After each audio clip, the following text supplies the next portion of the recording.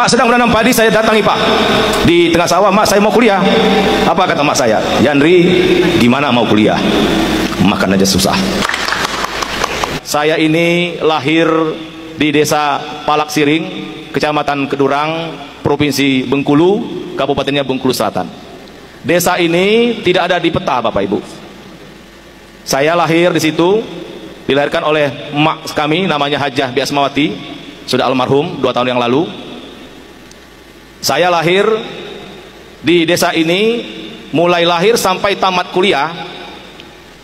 Di rumah emak kami ini tidak pernah saya melihat lampu listrik, tidak pernah melihat kompor untuk masak, tidak pernah melihat kamar mandi untuk mandi, tidak pernah lihat keramik di rumah emak kami. Artinya itulah bayangan rumah emak kami, setengahnya lantai semen, setengahnya lantai tanah. Emak kami ini petani, Bapak Ibu, bapak kami juga petani. Saya kalau SD tidak pakai sepatu, bukan nggak mau, karena memang nggak punya sepatu, Pak Rektor.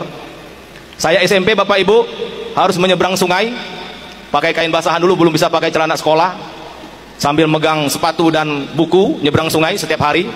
Kalau lagi musim hujan sering hanyut, Bapak Ibu. Jalan kakinya pulang pergi 14 kilo, Bapak Ibu. Tidak ada jalan aspal, jalan tanah kuning.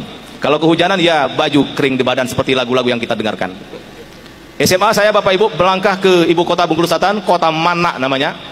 Saya tidur setahun di dekat terminal bus, karena adik emak itu punya tanah di situ, kebun jengkol dan kebun singkong. Saya tidur di gubuk situ, Bapak Ibu. Nggak ada kompor, nggak ada listrik juga, saya tidur situ di tengah pinggiran kota. Dan saya jalan kaki juga, pulang pergi hampir 15 kilo ke SMA 1 Mana itu. Pulang sekolah saya untuk mencari sesuap nasi harus cuci mobil orang, Bapak Ibu. Setahun di situ saya pergi numpang ke rumah teman saya dekat SMA. Kembali saya nikmati lantai tanah dengan dinding geribik bambu, Bapak Ibu. Setahun saya di sana, saya bergerak lagi. Tahun ketiga SMA saya menjadi marbot masjid, Bapak Ibu. Saya tidur di bawah pengimaman, karena di masjid 2 lantai. Pas ada ruang kecil di bawah imam itu, saya tidur situ, nggak pakai kasur, ya seadanya lah. Saya berangkat tamat SMA, karena di kampung kami itu tidak ada orang yang kuliah. Karena desanya, kalau sekarang tuh desanya sangat tertinggal kali, Pak Prof. Kalau sekarang ada desa mandiri, desa maju, desa berkembang, desa tertinggal, desa sangat tertinggal. Mungkin desa kami dulu tuh desa di atas sangat tertinggal, Bapak Ibu. Nggak ada apa-apa kehidupannya. Sehingga saya tamat SMA, saya pamit sama emak kami, sedang nanam padi, Pak. Saya bilang, Mak, saya mau kuliah. Ini saya, Pak, kalau cerita pasti nangis.